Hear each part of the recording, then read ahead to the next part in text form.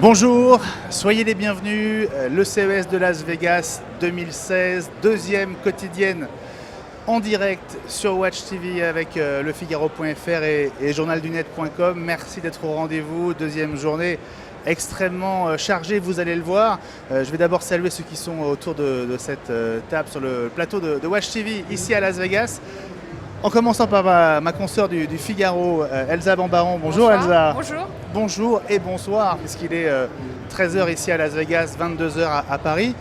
Alexandre Lenoir, Watch Salut TV. Benjamin. Salut Alex. Et puis cette heure d'émission qu'on va passer avec vous, elle est chargée. Dans un instant, on va discuter d'électronique grand public avec notre premier invité, Stéphane Cotte, le vice-président de Samsung France. Bonjour. Bonjour Benjamin. Stéphane. Bienvenue sur le plateau de Watch TV ici au CES. Merci de nous accueillir. Actualité chargée évidemment pour Samsung puisque le CES est un très gros rendez-vous. C'est le plus grand salon mondial dédié à l'électronique grand public.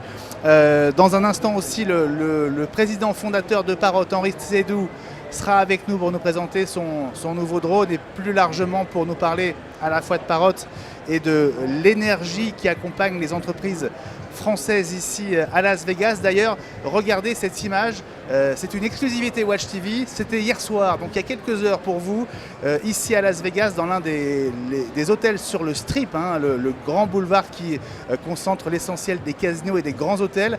Tous les fondateurs d'entreprises de la French Tech se sont donné rendez-vous, vous le voyez, pour une photo de famille historique, près de 200 personnes, sous cette bannière bleu, blanc, rouge en lumière LED, on est au top de la modernité. Vous le voyez avec un photographe extrêmement directif qui avait sorti son porte-voix pour que tout le monde rentre dans le rang. Et ces pancartes rouges, We are la French Tech, voilà une photo de famille. Ils ont été assez disciplinés finalement, hein, les Français. Il y avait une joie assez évidente de se retrouver tous ensemble. Tout le monde attendait l'arrivée d'Emmanuel Macron. Justement, Emmanuel Macron, vous l'entendrez dans quelques minutes sur Watch et surtout vous le retrouverez dans la quotidienne de demain. Alexandre ? Oui, non, moi je vais juste revenir sur cette image parce qu'elle m'en évoque une, mais beaucoup moins sympathique de l'année dernière où on avait tous des petits panneaux, mais il y avait marqué dessus « Je suis Charlie ». C'était il y a un an. Absolument, 7 janvier, on a une pensée évidemment pour toutes les victimes du 7 janvier 2015 et aussi du 13 novembre. On est à Las Vegas, mais on n'oublie pas ce qui se passe en France et à Paris. Alors en attendant d'accueillir Henri Seydoux dans quelques minutes, on va commencer par Samsung. Stéphane Cotte avec vous, donc vice-président de Samsung Electronics France.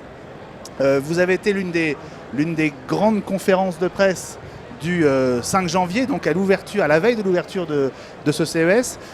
Quelle est pour vous la principale annonce de ce début d'année ? Chez Samsung, dans tous les domaines que vous couvrez évidemment. Chez Samsung, on a annoncé beaucoup de choses, mais je pense que la grande annonce, c'était l'arrivée, comme on l'avait un petit peu annoncé déjà il y a un an, de ce qu'on appelle la plateforme SmartThings dans nos produits. C'est-à-dire que nos consommateurs vont pouvoir maintenant contrôler l'intégralité de leurs produits connectés à travers soit leurs produits mobiles, soit leur téléviseur, soit leur frigo. Alors les télés, c'est un sujet qui intéresse tout le monde. C'est Elsa, n'est-ce pas? C'est un peu l'objet high-tech de... Ça reste quand même une des vedettes du CES, même s'il y a quelques paradoxes sur certains stands avec des télés plus discrètes. Mais justement, sur la télé chez Samsung, on a vu deux choses. On a vu le HDR et on a aussi vu une télé qui devient le hub de la famille avec de nouvelles fonctions de surveillance, d'interaction. Vous pouvez nous en dire un peu plus? Oui, bien sûr. Alors en fait, l'idée... En 2016, c'est bien sûr de continuer à renforcer la qualité de nos produits sur les usages classiques d'une télévision, la qualité d'image, son design. Mais en tant que leader sur le marché, c'est également d'ouvrir des perspectives sur de nouveaux usages.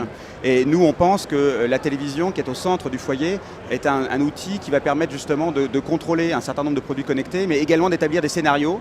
Donc je vais vous donner un exemple très simple. Je crée un scénario cinéma et à chaque fois que je vais l'actionner, mon éclairage va s'éteindre, mes rideaux vont se baisser et ma chaîne stéréo va s'allumer. Alors tout ça, ça fonctionne uniquement avec des objets connectés Samsung ou bien on est vraiment passé dans un univers ouvert? Non, alors aujourd'hui, la vision de Samsung, c'est que pour que l'Internet des objets se développe, il faut absolument essayer de développer une plateforme complètement ouverte. Et la plateforme Samsung et SmartThings, c'est justement une plateforme complètement ouverte à l'ensemble de nos concurrents, bien sûr, mais à l'ensemble des industries. Et on a justement présenté sur le salon un accord avec Microsoft, mais également avec BMW, pour démontrer l'ouverture et la simplicité de cette plateforme. Alors on recevait hier le grand patron de Volkswagen France, Alexandre.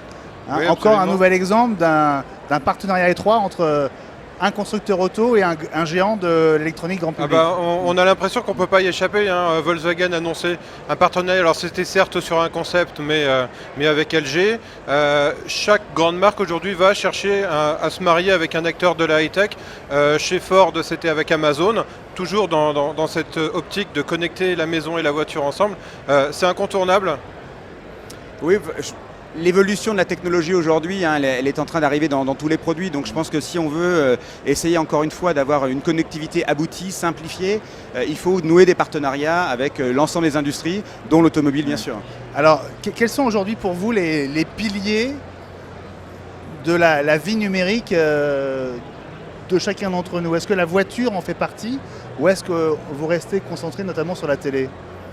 Non, alors nous, ce que je vous disais, hein, on est concentré bien sûr sur notre domaine historique d'activité, donc tous les produits d'électroménager, la télévision, etc. On présente également sur notre stand les premiers entre guillemets habits connectés. Hein.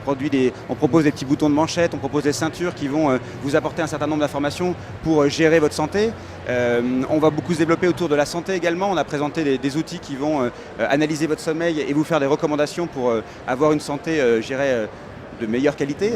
On les avait vus à l'IFA à Berlin au mois de septembre. Tout à fait, donc c'est des produits, et j'insiste, tous ces produits-là, c'est pas uniquement des concepts, hein, c'est des produits qui sont soit déjà lancés en Corée, ou qui vont arriver très précisément en septembre sur le marché français. Il y a de grosses ambitions de Samsung dans l'Internet des objets. De toute façon, vous aviez annoncé que vous voulez avoir 100% d'objets connectés en 2020, c'est ça? On a annoncé l'année dernière, effectivement, notre CEO a annoncé que d'ici 2020, tous nos produits seraient connectables à cette plateforme. Alors on va prendre un premier exemple, Stéphane Cotte, si vous le voulez bien. On va rester dans la maison, dans la cuisine. Cet exemple, c'est un frigo. Alors, un frigo, comme on en voit depuis quelques années ici à Las Vegas. Elsa, tu ne me contrediras pas. Des frigos connectés, ça fait 3-4 ans qu'on en voit. Les frigos connectés, ça fait surtout 20 ans qu'on en parle, en ça. Disant que le frigo va être capable de faire les courses tout seul, et ça fait 20 ans que ça ne fonctionne pas. Donc on cherche désespérément la solution qui fera... Mais non, mais 20 ans, c'est un vrai chiffre. C'est un vrai chiffre. J'étais pas né, moi, c'est pour ça. C'est parce que tu es très jeune. Et là, on commence à avoir des évolutions. Alors, il y a certaines choses qui sont plus ou moins gadgets, et je crois que chez Samsung, vous avez opté pour justement un mariage entre la télé et le réfrigérateur pour quelque chose de plus convivial et d'encore plus interactif. Et un produit qui a l'air vraiment abouti, enfin un concept qui a l'air pour une fois c'est pas vraiment un concept abouti. Oui, non, justement, pour la première fois, c'est plus un concept. C'est pas un concept, hein, donc c'est un produit qui va être lancé très prochainement sur le marché américain et qui arrivera en France au mois de septembre.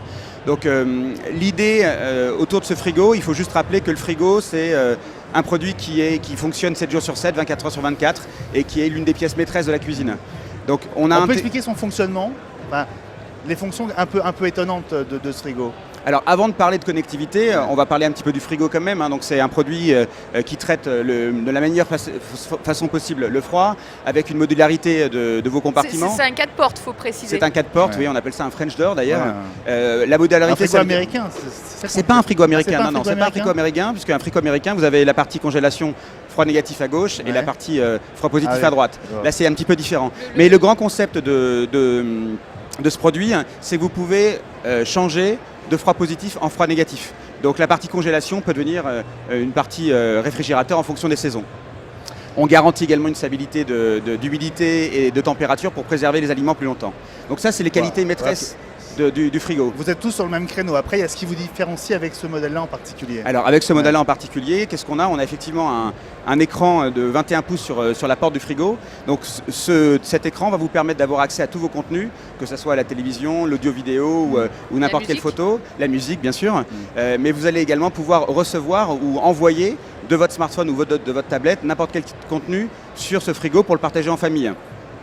Vous allez également, et c'est C'est marrant, justement... vous gardez quand même le meilleur pour la fin parce que il y a des caméras, enfin il y a des appareils photo dans Ouais, le je frigo. je vais y venir.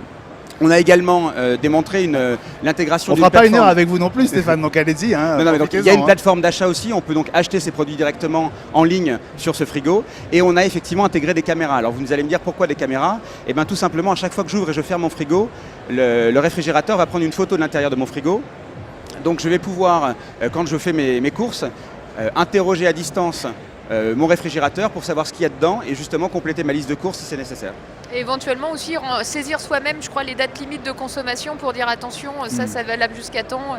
Alors, Enfin, bon, bref, ça reste pas très intuitif d'utilisation, mais bon, on progresse.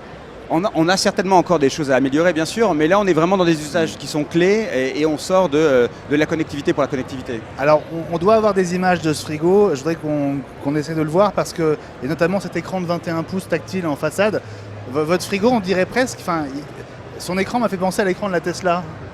Écran à la verticale, n'est-ce pas, Alexandre? Oui, Hein absolument. Hein C'est ce genre d'écran qu'on trouve dans... Alors la Tesla, il fait 17 pouces, il est un peu plus petit, mais c'est assez spectaculaire, ouais, tout à fait. Alors je sais pas, apparemment on n'a pas l'image, c'est Alors, dommage. je ne suis pas encore un frigo, mais Voilà, alors, en on tout le cas, voit, voilà, là. on l'aperçoit sur ces images de votre conférence de presse. Voilà, c'est passé assez vite, hein, mais vous avez eu un petit aperçu de ce frigo, donc qui sort en septembre prochain en Qui France. sortira en septembre en France, oui. On a un prix, Stéphane? On n'a pas encore travaillé complètement sur finaliser en tout cas la copie prix.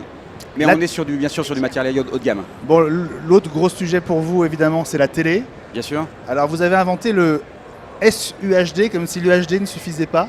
Rappelez-nous ce que c'est que le SUHD. Alors le SUHD en fait c'est un partenariat depuis maintenant 2 ans avec les majors américaines pour essayer d'apporter l'expérience cinéma à la maison. Mais la grande différence entre le cinéma et la maison, c'est qu'au cinéma vous êtes dans le noir et à la maison vous êtes en pleine luminosité. Donc le SUHD finalement c'est la technologie qui va nous permettre d'associer le meilleur du noir, le meilleur des couleurs et le meilleur de la luminosité pour la meilleure qualité d'image possible. Et pour Rebecca qui est là, le S veut dire quoi? Le S, je pense que vous pouvez le C'est super, deviner, hein. c'est Samsung, c'est super. D'accord, très bien. Il y a il y a plusieurs technos qui se sont imposés ces derniers mois. Elsa, on en parlait hier avec Didier Sanz, hein, notamment le HDR, la SUHD, le HDR. À quoi est-ce que les consommateurs qui veulent acheter un écran là pour l'Euro, pour les Jeux Olympiques, doivent faire attention? Quelles sont les caractéristiques qui font vraiment la différence aujourd'hui? Je pense qu'aujourd'hui, la grande tendance, c'est le développement de l'UHD. D'accord. Tout est UHD chez vous? Une grande partie de la Presque. gamme, bien sûr, est UHD, voire SUHD. D'accord. Ouais. Donc ça, c'est effectivement un élément important, en sachant qu'on va avoir maintenant de plus en plus de contenu. On a l'arrivée du Blu-ray ultra haute définition qui va arriver également. Donc on aura... Ça, c'est très important. Parce qu'on manque de contenu. On manque de contenu, c'est vrai, mais à partir du mois de mars-avril, on aura du contenu physique, mais on a également de plus en plus d'opérateurs qui vont arriver avec du contenu via l'OTT en UHD. Alors Donc, OTT, c'est tout ce qui... on a la télé over the top, hein, non donc. traditionnelle, on va Exactement, dire. Hein. exactement. Donc il faut faire attention à l'UHD, Il y bien a du sûr. contenu quand même en UHD maintenant sur Netflix. Il y a Zive, Ouais. la VOD de SFR qui met ça aussi en avant. Donc on commence quand même à avoir Ça des commence. choses qui arrivent. Et surtout, il y a tout ce qu'on capte soi-même en contenu UHD parce qu'en fait, il y a les téléphones, enfin les smartphones, les appareils photo. Il y a de plus en plus Les moyen caméscopes de maintenant, créer comme on son- l'a vu chez Sony Enfin, ouais. avant-hier. C'est un plus petit marché que celui du smartphone, mais il y a sûr. quand même moyen de créer son propre contenu aussi UHD. Je pense qu'il va dans un premier temps être plus important que le contenu qu'on va venir de l'extérieur. Donc il faut faire attention à l'UHD, il faut faire attention à la qualité d'image en règle générale. Donc je vous l'ai dit, hein, les noirs, les couleurs, la luminosité, mais aussi la fluidité. Notamment pour l'Euro, hein, parce que la fluidité est importante pour avoir une image sportive de qualité. Et puis ensuite, il faut faire attention au design aussi, parce que... Et au son, Et au son, bien sûr, mais ça, c'est pas nouveau. C'est pour ça d'ailleurs qu'on lance un certain nombre de barres de son avec un nouveau standard Dolby Atmos pour donner un peu plus d'ampleur à nos télés et nos barres de son. Merci beaucoup Stéphane Code d'être passé dans cette quotidienne du CES ici à Las Vegas. On va vous libérer parce que comme tout le monde, vous avez un emploi du temps de de ministre, hein, sans être Emmanuel Macron pour autant. On en reparlera d'ailleurs dans un instant d'Emmanuel Macron. Alexandre, on va rester sur le monde de la voiture qu'on a évoqué à l'instant avec Stéphane. Absolument. General Motors, c'est l'un des géants de l'auto qui est aussi ici à Las Vegas. Alors General Motors, effectivement, qui joue un peu à domicile, si on peut dire, même si la firme est de Detroit comme la plupart des firmes aux États-Unis. Mary Barra hier présentait la keynote de General Motors pour le CES. Elle a présenté ce concept qu'on voit à l'image de Chevrolet Bolt, à ne pas confondre avec la Chevrolet Volt. Moi-même, je m'y perds. Cette voiture, qu'est-ce que c'est? Alors, c'est une annonce majeure en fait pour Chevrolet, puisque c'est un concept quasi productible attendu pour 2017, qui proposera dans le segment des compacts 320 km d'autonomie électrique pour à peu près 30 000 $. Alors, est-ce que ça arrivera en Europe et évidemment en France? C'est toute la question. Au salon de Francfort, Mary Barra avait promis que chez GM il y aurait une gamme électrique et qu'elle arriverait également chez Opel. On ne sait toujours pas si la Bolt en fera partie et sous quel nom. Hein. En revanche, ce dont on est sûr, c'est que Opel aura un véhicule électrique dans sa gamme très très bientôt. Petite déception en revanche du côté de l'Ampera, puisque l'Opel Ampera, qui ici s'appelle Chevrolet Volt, n'a pas du tout marché en Europe, donc ne sera pas reconduite dans une version 2. Pourquoi c'est dommage? Parce que la Volt 2 est pour le moins séduisante. Plus de 80 km électriques en pur électrique et 1500 km d'autonomie totale avec le moteur thermique. Donc c'est un petit peu dommage. Chevrolet vend ça 35 000 $ ici. Ça aurait pu être un bon produit pour l'Europe. Cher quand même, hein. Ils sont arrivés un peu trop tôt sur le hein. marché Chevrolet et Opel avec ce type de concept. Ça reste moins cher qu'une Tesla dans l'électrique. Et c'est beaucoup moins cher qu'une Tesla, oui, absolument. Merci Alexandre pour ce petit coup de projecteur sur General Motors. On accueille notre deuxième invité dans cette deuxième quotidienne du CES 2016 ici à Las Vegas, sur Watch TV, sur lefigaro.fr et sur JDN. Bonjour Henri Seydoux. Bonjour. Président fondateur de Parrot, on vous connaît depuis longtemps, ça fait quelques années qu'on se croise ici à Las Vegas. Soyez le bienvenu Henri. Tous les ans vous nous faites une surprise. Et cette année, vous avez encore fait fort avec un nouveau drone qui ne ressemble pas du tout aux autres. Mais il faut dire que tout le monde croit que je sors de mon chapeau des lapins et des canards et tout ça. Mais moi, quand j'arrive ici, c'est quand même comme une vieille actrice, la peur au ventre, le trac. Et je me dis, tiens, cette année, c'est sûr, je vais faire un flop. Vous avez le trac, ah ouais. Comme les comédiens qui montent sur scène. Ah ouais, bien sûr. Et donc cette année, on a fait ce drone nouveau, et si tu veux, qui est franchement un drone de loisir. Donc c'est le Disco. C'est le Disco. Donc le Disco, c'est une aile volante. Une aile volante, d'abord, c'est très joli. Tu la vois dans le ciel, c'est très poétique. Tu vois, c'est entre les aventuriers de l'Arche perdue, Black et Mortimer et alors on la voit là. Voilà. Cette aile volante. Donc ça vole dans le ciel à fond, ça va jusqu'à 80 km/h, donc la vitesse d'un Peugeot 103 dans une descente. Une bonne référence pour Alexandre, qui est un spécialiste auto. Uniquement de la 103. Ouais. Le 103 c'était bien. C'est une mobilette le 103. Alors il est en quel matériau d'abord ce drone? Il est en EPP, Expanded Polypropylène. C'est la même chose que les casques de vélo ou les pare-chocs de voiture. C'est un matériau extrêmement résistant et extrêmement léger. C'est un très très bon matériau. Et ça permet de faire un drone qui pèse 700 grammes, qui fait 1 mètre et quelques d'envergure. Et surtout qu'il y a un système d'autopilote qu'on a développé partiellement avec une équipe qu'on a sur le campus de l'École Polytechnique de Lausanne. Un autopilote qui fait que le truc vole, mais même dans des conditions extrêmement difficiles, en plein vent, avec 10 nœuds d'alizé, le truc vole, mais comme un jeu vidéo. Et donc, tu as des sensations, alors tu regardes l'écran ou les lunettes, tu vois, et tu fonces à ras des vagues, à ras des montagnes, tu vois, donc c'est comme un oiseau, quoi. C'est comme un oiseau, voilà. Donc, c'est franchement un truc, si tu veux, l'objet principal, c'est la poésie du vol. Vous avez tous certainement fait ce rêve où vous volez. On est plus proche du planeur finalement, c'est ça dans l'idée? Oui, on est proche d'un truc qui vole. Ouais. On a vraiment l'impression de voler. Justement, c'est un drone, mais c'est pas du tout un drone hélicoptère comme ceux que vous avez déjà fait. C'est plus un avion, effectivement. Voilà. Ça répond à quel type de besoin et qu'est-ce qu'on va pouvoir faire avec? Alors, d'abord, à la base, c'est dérivé d'un drone professionnel. Donc, ce genre de drone, on fait déjà pas mal de trucs avec. Mais nous, on l'a reimaginé en drone de loisir. Donc, le vrai plaisir, si tu veux, c'est, je sais pas moi, tu vas au bord de la mer et puis il y a des voiliers, puis tu passes entre les bateaux, tu vois, c'est Et c'est déconné, autorisé quoi. ça? Hein? On a le droit de faire ça, de slalom? Bah, je crois, oui. On est dans la catégorie des drones toujours ou c'est une autre catégorie? Bah non, c'est un drone. C'est un drone. Ouais, c'est un drone, tu as le droit de voler à vue, c'est-à-dire à peu près Ouais. à 500 mètres, à 150 mètres d'altitude. Et voilà. Parce qu'on est presque à mi-chemin entre le drone et le modélisme, non? Sur un Ah bah oui, un appareil comme ça. c'est le précurseur, mais là Ouais. c'est très facile, c'est à la portée de tout le monde. Enfin, même moi j'arrive à le piloter. Ah bon, mais vous êtes très agile avec avec votre bebop déjà. Hein. Mais non, pas du tout. Oh si, Mais si, non, on l'a non, vu. non, Mais si. Mais non, moi Antoine moi- Fontenot de TV5 qui est pas loin, l'a vu voler. Vous êtes passé entre des lampes suspendues au plafond là, sans toucher les, Bon, sans mais toucher j'en les ai fils. cassé beaucoup. Ah Et bon. puis, il faut bien dire que moi, mon niveau, c'est le vélo. Je Ah suis bon. pas, ne crois pas que.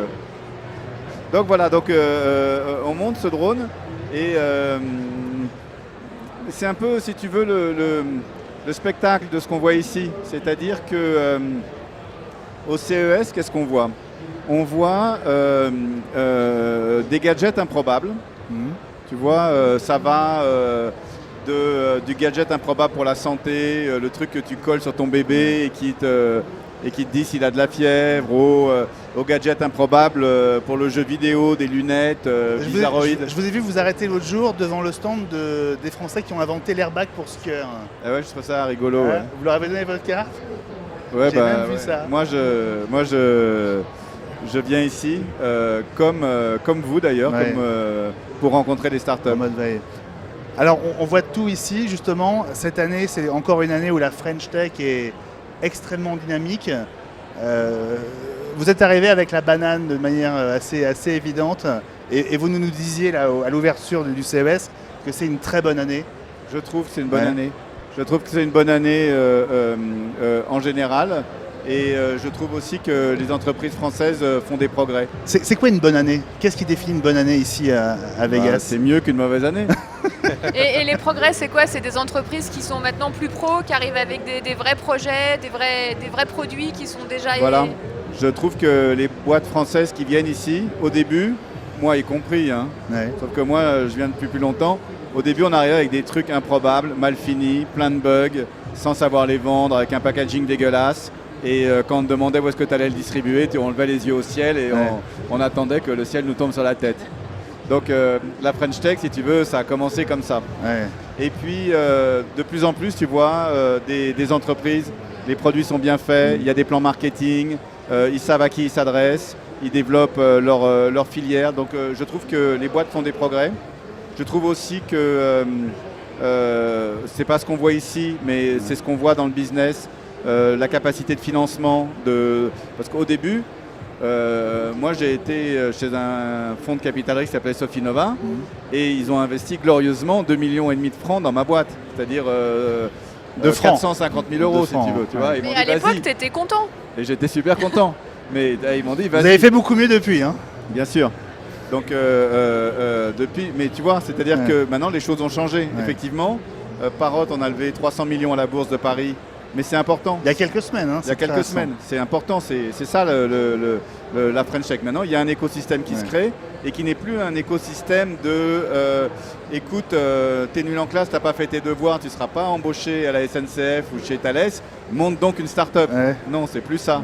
Maintenant, c'est une start-up, c'est une possibilité de créer des entreprises, de créer de la richesse, de créer du développement. Et pour ça, il y a des niveaux de financement qui existent maintenant.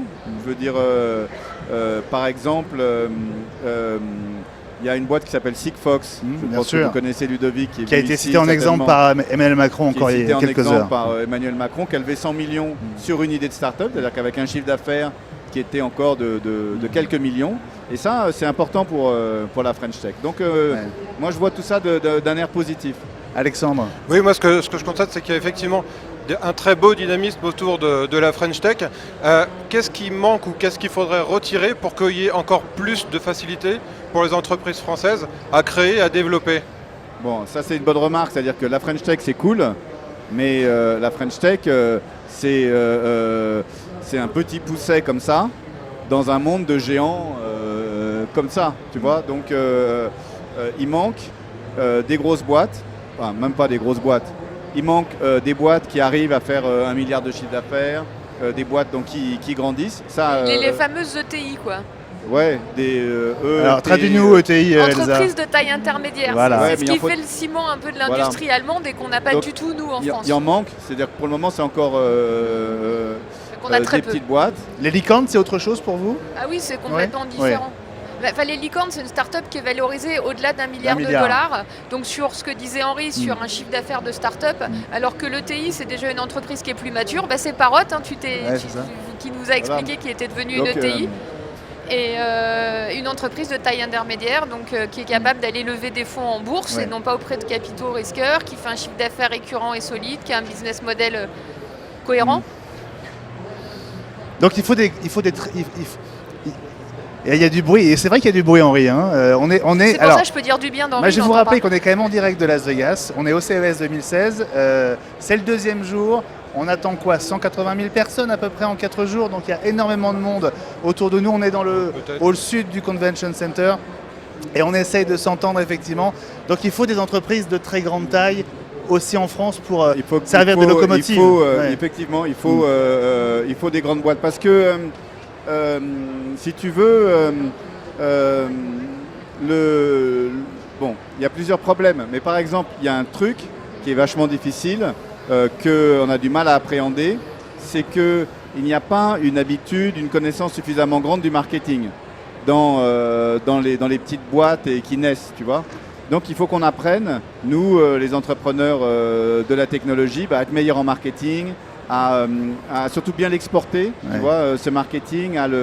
Et pour ça, il faut qu'il y ait des types qui bossent dans des boîtes, qui se fassent des expériences.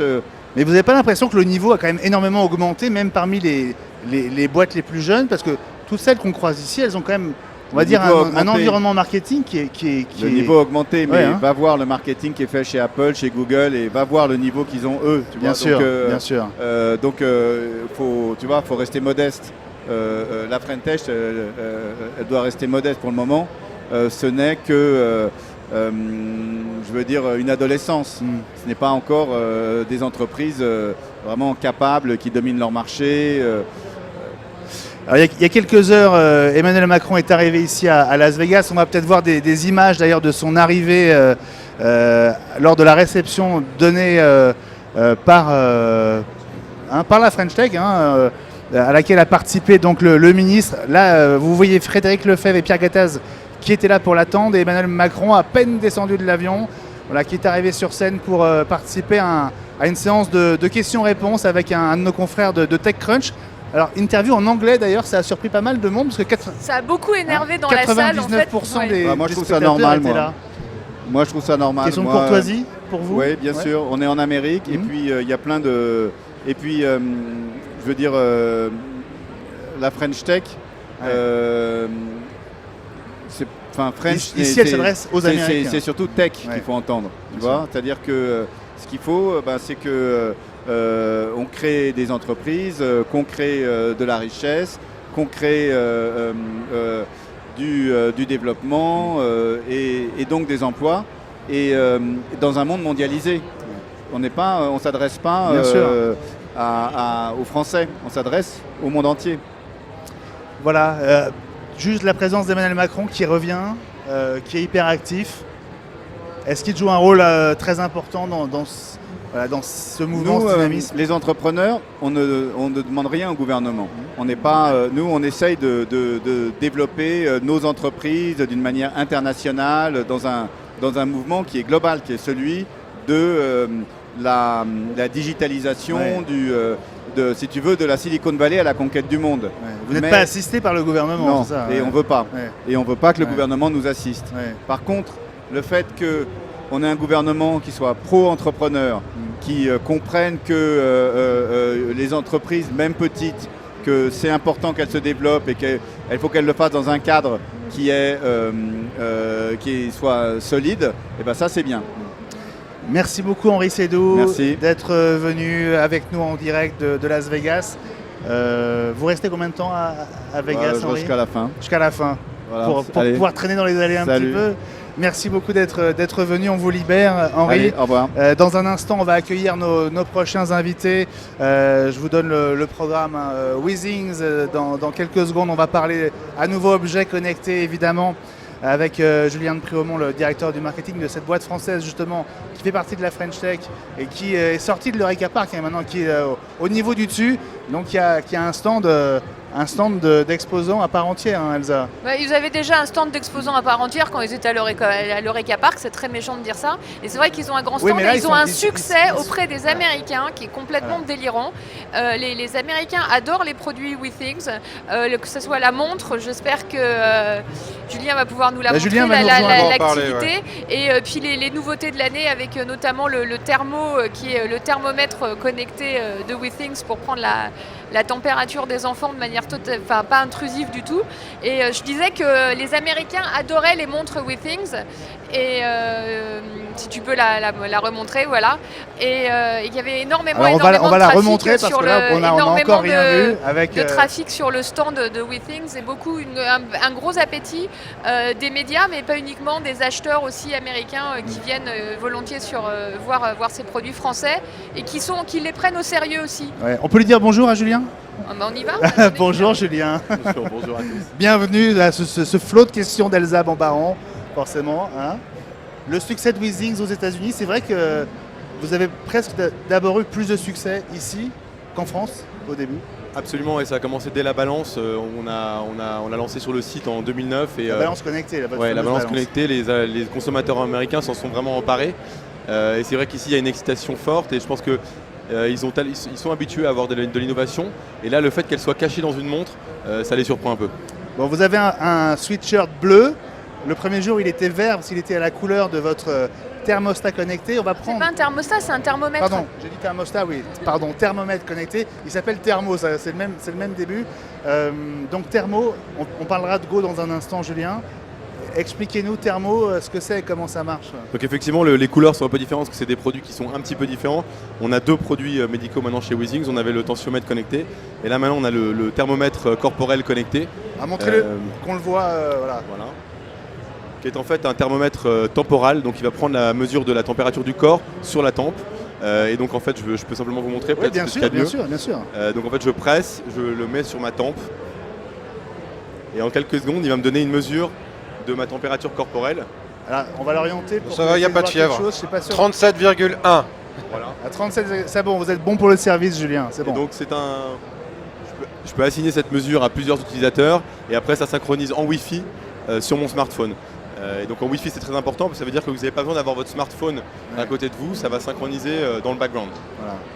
Et ça permet donc d'assurer un suivi de température, par exemple pour un enfant qui est malade, sans aller le réveiller, et même de recevoir des alertes pour dire you, c'est l'heure, il faut aller prendre la température de bébé ou lui donner un médicament éventuellement. Ouais, déjà le fait que ce soit très rapide et que ce soit juste en un seul geste sur la tempe, c'est très pratique en automesure, mais aussi pour des enfants qui peuvent dormir ou justement c'est pour qui l'épreuve de la prise de température est toujours une c'est épreuve. ça. Je sais pas si vous en avez fait l'expérience, mais c'est Oui, toujours oui, très oui. compliqué. Et la synchronisation Wi-Fi, je pense qu'on va se rendre compte de ce que ça apporte comme service. Parce que quand on a un épisode de fièvre et qu'il est 2h du matin, on va prendre une mesure à 2h du matin, on va donner un médicament. Une heure après, on revient et on veut savoir comment ça a évolué, la tendance. Et donc prendre contrôle de cet épisode de fièvre, c'est assez crucial. Voilà, donc Thermo, alors, il sort pas tout de suite, hein. Il sortira fin du trimestre 1, donc fin mars. Avril, quoi. Mars-avril. Mars-avril. 99 €, 99 € absolument. absolument. Voilà. C'est un objet sympa.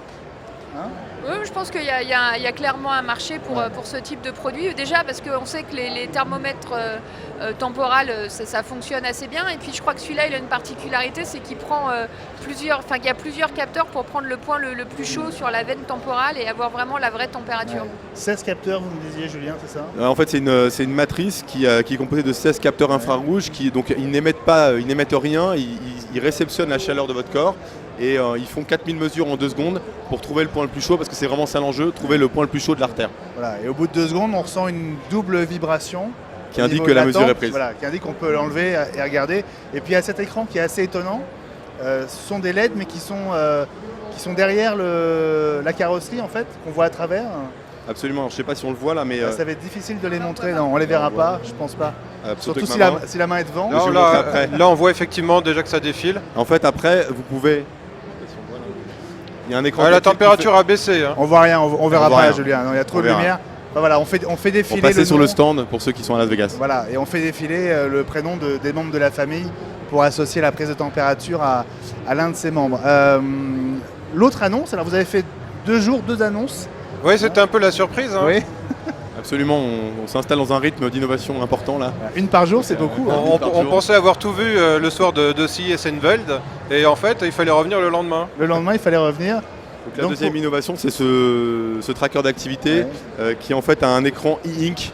Donc c'est les écrans, vous savez, qui sont sur les liseuses de différentes marques. L'encre électronique, comme on dit. Hein. Exactement. Le Kindle, voilà. et tous les autres Kobo de Fnac, etc. Hein. Et c'est vrai que ce qui est bien, c'est que du coup, ça permet d'avoir un écran qui est toujours allumé. Et donc du coup, on n'a pas besoin de presser un bouton. On le voit à peu près là. Pour savoir où est-ce qu'on en est. On a toujours son niveau d'activité en un clin d'œil. Donc ça, c'est un outil assez sympa. Et il bénéficie aussi de toute la recherche sur les algorithmes qu'on a chez Withings. Et en fait, c'est un tracker complètement automatique. Donc il va détecter et traquer les pas, la course, la natation et le sommeil sans avoir à presser aucun bouton. Est-ce que c'est pas finalement une pop à laquelle vous avez changé l'écran? En fait, on s'est rendu compte qu'il y avait quand même une demande pour des formes qui sont un peu plus flexibles. Là, c'est vraiment une montre, donc c'est une belle montre, on est content de l'avoir. Mais il y a des gens qui veulent avoir un tracker d'activité dans leur sac. Donc là, ils peuvent mettre soit le bracelet, soit ils peuvent le mettre en clip comme ça. Donc c'est plus versatile que la montre. D'accord, il n'y a pas de contact nécessaire avec la peau, par exemple? Non, pas du tout. Non, c'est vraiment quelque chose qui peut être On peut le porté mettre dans la poche aussi? à la ceinture, dans la poche. Et l'autonomie, c'est toujours une donnée importante. Donc là, avec l'écran Ink qui consomme assez peu, on arrive à avoir une autonomie de 8 mois donc sur une pile standard de montre. Ce qui fait que c'est vraiment un outil, encore une fois, que les gens vont pouvoir adopter à long terme. Et c'est le seul moyen d'avoir vraiment un impact sur leur niveau d'activité. Et il sort quand, le Go? Donc pareil, fin mars. Fin mars au prix de 69 €. Est-ce qu'il en fait un tracker pas très cher, hein? Un tracker pas très cher et qui, dans la catégorie finalement à ce prix-là, présente beaucoup d'avantages, notamment le fait qu'il est waterproof et qu'il traque la natation. C'est un des rares justement de cette catégorie à ce niveau de prix qui permettent aussi de monitorer, de traquer son activité sur la natation.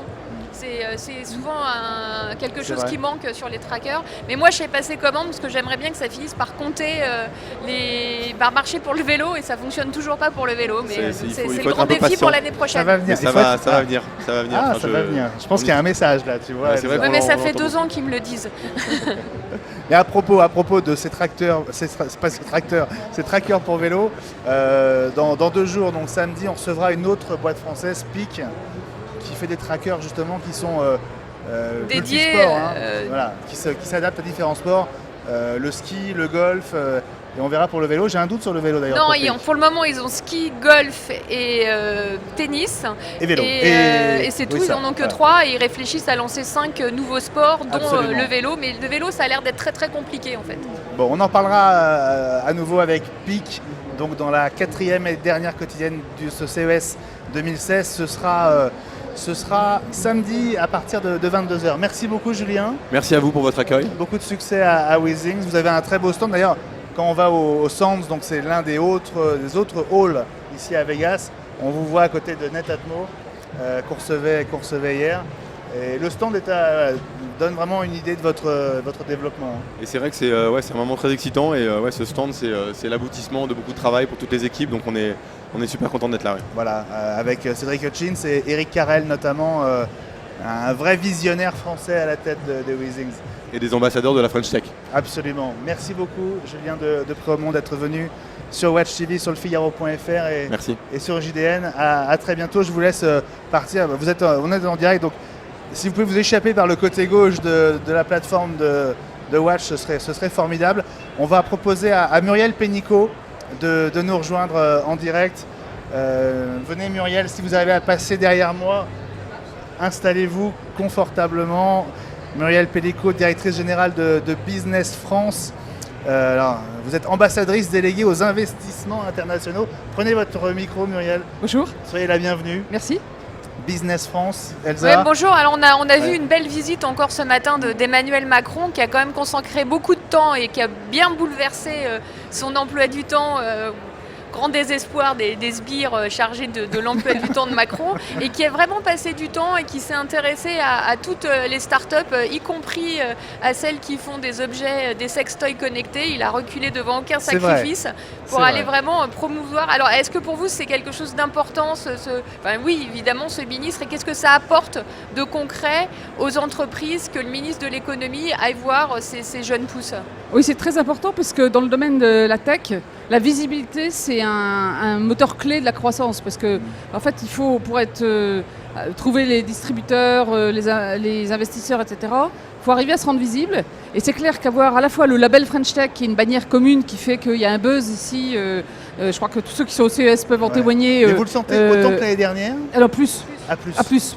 Enfin, il y a encore du travail à faire parce on n'a que pas sur fini, le... on a encore 2 jours. Sur le code de la French il faut Tech. transformer l'essai. On ne Voilà, vend c'est pas la ça. peau de l'ours avant de l'avoir tué. On ne va pas se reposer avant samedi soir. Et la visite du ministre qui met le phare et qui est particulièrement porteur de cette dimension-là, c'est clair que ça donne une visibilité dont on a absolument besoin pour aider ces startups à accélérer. Pour moi, l'année dernière, au CES, on a fait un peu le reveal de la French Tech française. Il y avait la surprise en disant tiens, ça y est, il y a vraiment... on a étonné. Positivement. C'est vrai. Et cette année, on essaie un peu de mettre le feu quand même, donc de vraiment accélérer, et on a une puissance de frappe cette année plus importante, y compris avec des grands groupes qui viennent avec des startups, ce qui n'était pas le cas l'année dernière. Oui, Et donc, la Poste a amené 15 Poste a fait une super démo ce startups, matin. NJ On en a l'a amené dans 5. 5 minutes d'ailleurs. Dassault Systèmes, il y en a plein qui viennent avec... donc on a à la fois les startups, on a aussi les fameuses licornes qui pèsent plus d'1 milliard d'euros. On en a 4. On a BlaBlaCar, WeSing, Criteo et Sigfox. Donc c'est aussi un peu les grands frères entre guillemets des petites startups. Donc on a tout un... ça donne du rêve, ça donne de l'ambition. Donc, mais ça donne de la visibilité aussi aux autres. Donc je crois qu'il y a un effet d'entraînement. Et la visite du ministre, c'est clair que... et puis il a passé du temps, il s'est intéressé à chaque start-up. Ouais. On a quand même vu des questions récurrentes revenir, notamment sur toutes les questions du financement. Il y en a quelques-uns qui ont demandé pratiquement au ministre, vous n'auriez pas des sous s'il vous plaît, parce qu'on en a besoin. En fait, pour rebondir sur ce que tu dis Elsa, c'est vrai que l'an dernier, Emmanuel Macron et Axel Le Maire sont venus ici déjà, en disant qu'ils allaient travailler avec toutes les entreprises du CAC 40 pour, on va dire, leur forcer la main un petit peu pour investir dans les startups. Ouais. Qu'est-ce qu'il en est de tout ça? Alors pour moi, il y a 2 choses qui ont progressé depuis l'année dernière. D'abord, c'est que, parce qu'effectivement, on avait depuis quelques années, on commençait à trouver de l'argent pour le premier niveau des startups. Enfin, le deuxième ticket, quand il fallait trouver 4, 5, 10 millions, ou le troisième, quand il faut trouver 100 millions, on avait du mal à le trouver. Alors, ce qui s'est passé, il y a 2 choses. La première, c'est que BPI France s'est beaucoup investi dessus. Et en fait, quand BPI investit, il faut aussi qu'il y ait des capitaux privés. Mais du coup, ça donne un peu une caution, une référence, et ça aide des capital risqueurs à se mouiller. Il y a aussi des groupes de capital risqueurs qui sont en train de s'organiser en France, qui ne sont pas encore complètement aboutis. Et puis, il y a certains grands groupes qui ont commencé vraiment, et ça c'est un peu nouveau, à dire finalement l'innovation chez nous, elle va venir aussi de l'écosystème de start-up. Donc finalement, on a intérêt à promouvoir des startups dans notre écosystème. On voit notamment Alors, avec NJ qui est un fonds corporate. On n'a pas fini sur le financement. Après, moi je pense qu'il ne faut pas aussi croire que tout le financement doit venir en France, parce que ce n'est pas qu'une question d'argent. C'est pour ça qu'on fait aussi rencontrer des venture capitalistes américains à des startups. Ceux qui vous amènent les capitaux, ils vous donnent aussi de l'accès marché. Donc l'idéal, c'est d'avoir des capitaux français, mais aussi des capitaux américains et pourquoi pas asiatiques, parce que c'est aussi l'ouverture de marché. Donc il ne faut pas non plus... voilà. Ouais. Ceci dit, il reste du boulot à faire pour que... notamment ce matin, ce qui a beaucoup été évoqué, c'est c'est pas simplement les capitaux, c'est le crédit, parce que les banques ont du mal à faire crédit à des start-upers qui auront le retour sur investissement dans 3 ou 4 ans. Je n'ai pas eu le temps de préciser que donc, Business France est une agence gouvernementale, que vous avez 85 bureaux à travers le monde, Oui. que vous accueillez 6000 investisseurs en France chaque année, vous les accompagnez. Alors on accompagne 9000 entreprises pour aller à l'export chaque année et 6000 investisseurs dont 1000 finissent par aboutir en France, investir en France. 1 sur 6. Voilà, mais Pas mal. 1000, c'était plus 8% l'année dernière. Alors 1000 ne viennent pas tous par Business France, mais la moitié vient par Business France. Et ce qu'on fait aussi, ce qui est important à savoir, c'est qu'on est une agence nationale, comme vous l'avez dit, pour l'internationalisation de l'économie française. Mais je crois qu'on est la seule agence nationale qui a 50 nationalités en son sein. Donc on a des bureaux, de 86 bureaux dans 70 pays. Rien qu'en Amérique du Nord, on en a 10. Et donc on a des gens aussi de toutes les cultures et qui viennent du business de partout. Donc pour aider, ce qui est notre boulot, qui est le B2B, aider des entreprises à trouver un importateur, un distributeur, un investisseur, le fait d'avoir des gens de tous les pays, c'est important.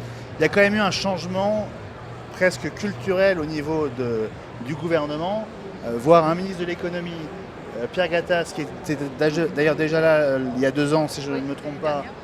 Vous êtes là. Il y avait aussi Nicolas Dufour de EPI France qui était là. Frédéric Il y Lefebvre. avait deux députés. Il y avait, voilà. Le CES, il y a 5 ans, il n'y avait pas un politique ici. Oui. Alors, je crois qu'il y a 2 choses. Il y a le CES a changé et nous, on a changé. Le CES, avant qu'il y ait Eureka Park, qui est l'endroit pour les startups, honnêtement, il y avait très peu de startups au CES. C'est la 2e année que ça existe. Voilà, Eureka donc, Park, donc c'est hyper récent. Et donc avant, c'était un peu les grands noms de l'électronique. Les Weezing, ils étaient derrière nous il y a 3 ans, Oui. donc ils étaient là. Oui, Weezing, c'était là. Ouais. Et les startups, et il y a 4 ans, on n'avait pas le label French Ouais, Tech, c'était pas là. qui aide des startups à se rendre visibles. C'est une startup toute seule, il y a 20 000 exposants, il paraît. La startup toute seule, elle a quand Il y même a du mal 20 à se 000 rendre nouveaux visible. produits. Nouveaux produits. Il y a 20 000 nouveaux Nouveaux produits. produits, 170 000 visiteurs. Pour le faire, la Et- rencontre entre les deux, c'est pas évident. Voilà, et 2500 exposants. Donc, grosso modo. Je crois que ce qui a changé, c'est l'Eureka Park permet de rendre visible beaucoup plus les startups. 2, le label French Tech permet d'avoir une bannière qui rend visible l'offre française de startups. Et 3, c'est très clair que le gouvernement et je dirais les acteurs économiques français sont... Il y a une certaine convergence sur... on a un bon momentum pour l'entrepreneuriat, pas que les startups, l'entrepreneuriat en général, il faut le saisir, quoi. Donc je pense que tout le monde est sur le pont là-dessus. Eh bien justement, on en parlera avec Emmanuel Macron qui sera là dans la quotidienne de demain. Merci beaucoup Muriel Pénicaud Merci. d'avoir participé à cette émission en direct de Las Vegas. Il nous reste une dizaine de minutes pour nos 2 derniers invités. On va revenir au monde des objets connectés avec une autre de ces startups, Elsa, que tu connais, Oli. Alors c'est pas une invitation, H-O-L-I, c'est le nom de cette c'est entreprise. c'est à côté du lit, malgré c'est un tout, peu hein. une, Voilà, une invitation, mais Oli, Oli, Grégoire, si allez, tu ils sont un m'entends. petit peu distraits, les Français Ouais. qui sont juste derrière les caméras, parce qu'ils sont en train de parler entre eux. Alors, en fait- Ils passent leur temps à courir dans tous les sens, et là ils ont 10 minutes où ils peuvent discuter, donc ils en profitent. Voilà, bon, Et voilà, hop, petit passage devant la caméra, c'est pas grave, on est en direct. Bon oui, allez, Bonjour. à la bonne franquette. Bonjour Grégoire Gérard, PDG de Oli, Bonjour. avec le prototype. C'est un prototype. Malheureusement, on a laissé le vrai proto Bah oui. sur le stand. Donc Fallait- on Le a vrai amené, proto est Là, on sous a la cloche maquette. sur le stand. il est Bonjour sous cloche pour Grégoire. pas qu'on le touche. On en prend grand soin. Alors Oli, donc vous êtes l'une de ces entreprises qui Oui. font partie de la French Tech. Ce nouveau produit, qu'est-ce que c'est? Eh bien, nous, donc déjà chez Oli, on est dans le sommeil connecté. Hein. C'est une trend importante ici au CES. Une tendance. Une tendance importante. C'est vrai qu'on est en France, donc on va essayer de Et parler donc, français. on sort un réveil connecté, le premier réveil connecté et intelligent. Alors, qu'est-ce que ça veut dire? C'est un réveil déjà auquel on va parler, plutôt que d'avoir plein de boutons où on ne sait jamais trop quoi faire. Donc, on lui dit simplement demain, réveille-moi à 8h. Et puis, on peut lui apporter des règles. Par exemple, réveille-moi s'il fait beau, réveille-moi s'il a neigé, réveille-moi si l'alarme sonne dans le jardin, si on a détecté un intrus. Donc, c'est un système intelligent et donc on apporte vraiment dans la chambre à coucher un système qui va relayer l'information de la maison connectée, le thermostat, la lumière, ainsi de suite. Donc il est connecté évidemment. Il y a un écran sur ce réveil alors, qui a un véritable écran de visualisation. On va voir quels sont les messages. On peut peut-être le voir à l'image d'ailleurs. Sur cet écran. Ouais, Expliquez-nous un peu ce qu'on voit. Exactement. Alors en fait, le réveil a un écran haute résolution. On peut afficher tout un tas d'informations contextuelles. Donc bien sûr les informations d'alarme, à quelle heure on va se lever, mais également tout ce qui est progression pendant la nuit, le trafic routier, puisqu'on est tous soucieux de savoir combien de temps on va mettre pour aller au travail. On peut afficher, si vous êtes fan de ski, comme il neige beaucoup en France, j'ai vu ça, eh bien la hauteur de neige dans votre station de ski favori, ou alors tout simplement... Vegas, il a neigé aussi avant le jour de l'an. Tout simplement, le temps qu'il fait à Vegas en ce moment. Et puis la connexion avec les objets connectés tierces, donc les thermostats, lui-même peut adapter la température pour s'adapter à votre sommeil. Bon, quel accueil vous avez là depuis 48 heures ici à Las Vegas? Écoute, très bon, on est ravis. Déjà le nom plaît beaucoup puisque ça s'appelle Bonjour. Les Américains adorent ce petit côté Frenchy. On s'est dit qu'il fallait jouer le côté French Tech jusqu'au bout. Et donc Bonjour, ils adorent ça. Le design Jack Rosling est là ou pas? C'est le prochain sponsor. D'accord. Voilà, on a un petit peu osé. Vous savez, ici, pour se démarquer, il faut oser. Et puis, non, le design plaît beaucoup. Je crois que d'avoir repris cette forme de réveil archétype originelle, c'est intéressant. Et donc, on est ravis d'être ici. On a un très bon accueil. Et on va mettre ce produit-là d'une façon un peu particulière. On va faire un Kickstarter en avril. Puisqu'on n'est pas sur le marché américain, c'est une manière de s'implanter ici aux États-Unis. Donc Kickstarter en avril et le produit est disponible à la fin de l'année. Et c'est un vrai Kickstarter ou c'est un Kickstarter plus? Parce qu'en plus, les souscripteurs pourront aussi éventuellement dire moi j'aimerais bien qu'il y ait ça en plus et si c'est faisable, vous allez l'intégrer. Elsa a deviné la stratégie. Oui, il est évident que comme on est une boîte déjà établie sur le marché et comme on a déjà une gamme de produits dans le domaine du sommeil, j'espère bien qu'on va récupérer effectivement quelques clients sur notre actuelle gamme, mais c'est d'abord l'investissement sur ce produit-là et on sera ravis bien sûr s'ils achètent d'autres produits. Il arrive quand, donc, vous avez une idée? Fin d'année. Fin d'année? Ouais, à Noël. Et il y a un prix? Ouais, 200 €. 200 €. Merci beaucoup Grégoire Gérard Merci à vous de nous avoir présenté ce réveil connecté. Donc bonjour. On va accueillir dans un instant notre dernier invité. On va parler de la Poste et de DocaPost. Restez encore 2 secondes avec nous Grégoire. On va accueillir dans un instant David de Amorim. Mais puisqu'on vous parle d'Emmanuel Macron qui est ici pour encore quelques heures, on l'a rencontré Emmanuel Macron un peu en préambule de l'interview qu'il va nous accorder. Et regardez la rencontre avec Emmanuel Macron, c'était il y a quelques heures lors de la soirée French Tech ici à Las Vegas. Ils vous attendent comme une rockstar, monsieur le ministre, vous savez? Non, mais parce que il y a de l'énergie. L'énergie, elle est dans la salle, elle n'est pas... Non, mais l'énergie, elle est dans la salle. Oui, beaucoup. Ah, vous la voyez bien, là, il y a une volonté de faire, d'agir, de tout renverser. Donc c'est ça qui est formidable, ils sont en conquête, là. Ça fait du bien d'être de retour au CES, monsieur le ministre? Ça me fait toujours très plaisir, moi, d'être là. Et je pense que bonjour, vous allez bien? Et ça fait partie des moments importants, je pense, dans l'année, parce que c'est un moment de mobilisation pour la communauté des startups françaises. Et puis c'est un moment pour nous de démonstration de ce qu'on sait faire. Et chaque année, on fait encore davantage et on fait mieux. Puis c'est aussi un lieu où on peut comprendre comment encore progresser et faire davantage en voyant les innovations qui se font un peu partout. Je crois qu'il faut qu'on les... Voilà Emmanuel Macron, demain dans la quotidienne du CES ici à Las Vegas. On accueille David de Amorim, le directeur de l'innovation de DocaPost, notre dernier invité pour aujourd'hui. Bonjour David. Bonjour. Alors vous êtes un habitué de Watch à Las Vegas parce que vous étiez déjà avec Alexandre l'année dernière.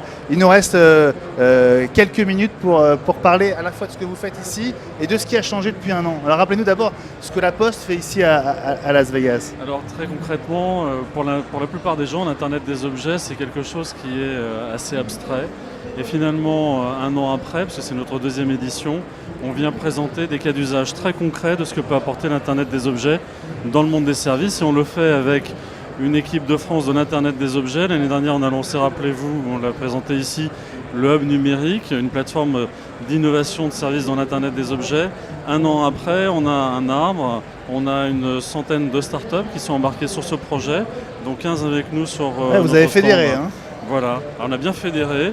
Ça a été très vite, en un an, et on a aussi 4 grandes entreprises, BNP, Real Estate, Atoll, Malakoff et Legrand, qui sont aussi des grandes entreprises. Et avec ces startups et ces grandes entreprises, on vient vous présenter 20 cas d'usage très concrets Par exemple, j'ai un enfant qui a oublié ses clés, qui m'appelle. Je suis à Las Vegas avec vous, c'est bien embêtant pour moi pour trouver une solution. C'est embêtant. Ça fait loin pour. C'est ennuyeux, n'est-ce pas? Récupérer les clés, ouais. Et grâce à l'application Hub qu'on lance là bientôt, au premier trimestre, on pourra utiliser son interphone connecté Legrand pour prendre une photo, vérifier l'identité, c'est bien mon fils, et du coup je vais pouvoir utiliser un autre objet d'une start-up cette fois-ci qui est sur le stand, une serrure connectée, pour le faire rentrer. C'est quand même commode parce que je suis un peu loin, et voilà, c'est finalement des services très simples qu'on peut rendre grâce à l'Internet des objets. C'est concrètement ce qu'on vient présenter avec des applications qui le rendent possible. Et la Poste se transforme aussi en start-up parce que vous avez lancé votre propre bouton Poste pour appeler le facteur à domicile. Donc ça, c'est une révolution à la fois culturelle et sociale à la Poste, au-delà de l'innovation technologique. C'est bien ça, en fait. On a bien connu l'évolution à l'arrivée de l'informatique, l'évolution à l'arrivée du mobile, l'arrivée de l'Internet, finalement une transformation numérique. Et puis maintenant, on est en train de faire rentrer l'Internet des objets dans le quotidien de nos activités postales avec un bouton connecté qu'on appelle le Domino, qui vient d'être lancé à Las Vegas. C'est un petit bouton connecté, très simple, on ne peut pas se tromper, il y a juste un endroit où on peut appuyer, on le met sur sa boîte aux lettres. Et là, ça illustre très bien comment l'Internet des objets peut rendre un service encore plus simple. Le matin, je vais au travail, je mets un objet dans ma boîte aux lettres, j'appuie sur ce bouton et le facteur s'occupe de tout le reste. Il récupère l'objet, le met dans une boîte, l'affranchit pour moi, met l'adresse pour moi. Finalement, j'ai juste à mettre l'objet, j'appuie et le facteur s'occupe de tout le reste. L'Internet des objets, c'est un moyen pour imaginer des choses très compliquées. On en a beaucoup, mais on peut aussi faire des choses très simples en proximité. C'est l'avenir de la Poste qui se joue ici ou c'est une activité qui est amenée à rester une activité périphérique de ce que vous faites? Alors c'est clairement au cœur de la stratégie du groupe La Poste. On est au XXIe siècle, on ne peut pas dire qu'on ne s'intéresse pas au XXIe siècle. Au numérique, c'est pas possible. Pas en plus dans nos métiers postaux. Donc là, effectivement, c'est une révolution, c'est une nouvelle étape.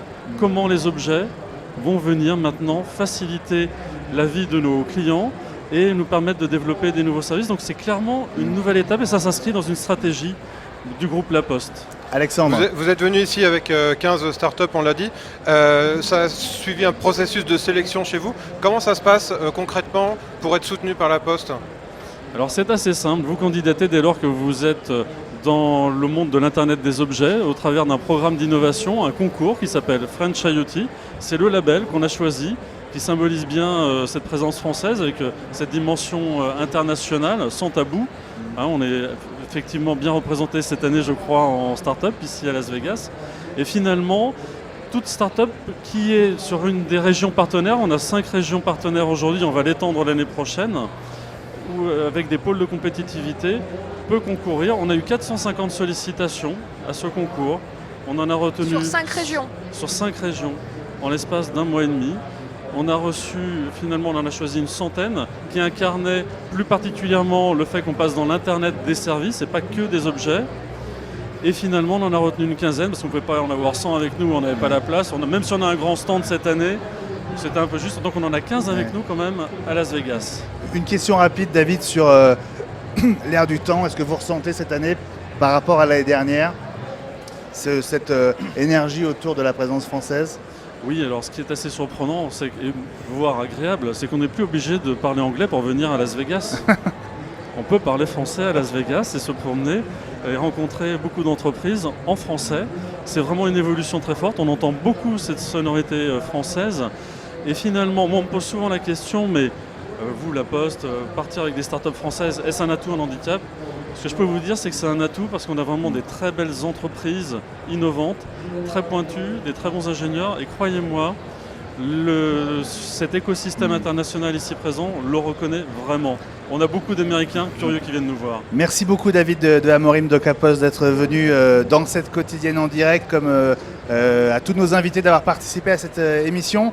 Il reste 2 rendez-vous en direct de Las Vegas demain et après-demain, 22h, 23h heure française. Alexandre, le programme de demain en un mot. Le programme de demain, 2 géants japonais, Sony et Panasonic, et puis également 2 petits français, Seven Hugs et Illy, et Audi également, qui viendra nous parler de ces dernières innovations d'innovation en matière d'automobile.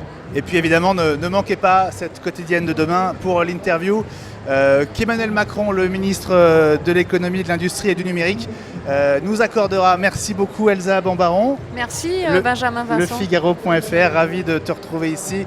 Merci à nos partenaires aussi du JDN. Et on se retrouve demain à 22h, toujours en direct ici à Las Vegas. Salut à tous. Salut à tous.